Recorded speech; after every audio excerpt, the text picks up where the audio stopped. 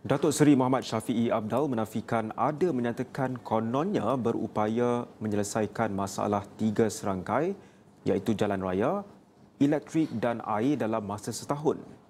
Sebaliknya, Presiden Warisan itu berkata beliau optimis menyelesaikan masalah air dalam tempoh singkat. Jadi saya ulangi balik, tidaklah saya sebutkan tiga serangkai, cuma water je. Ya. Saya pun pernah menyebut bahawa di Parlimen, Pen Borneo dah 5 Perdana Menteri dah. Dari Najib, Mahathir, Mahyudin, Ismail Sabri, sampai Datuk Seri Anwar, YB Tambun. Saya bahaskan di Parlimen.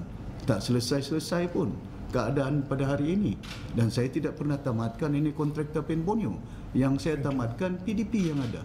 Kena projek ini bukan saya tamatkan. Saya cadangkan dengan Kerajaan Persekutuan. Pasal pengurusan Pen Borneo, Kerajaan Persekutuan yang buat.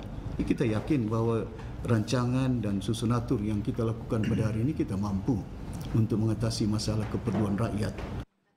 Sebelum ini, Timbalan Setiausaha Gabungan Rakyat Sabah GRS, Datuk Armizan Muhammad Ali, menyifatkan janji untuk menyelesaikan isu tiga serangkai dalam masa setahun sebagai tidak realistik.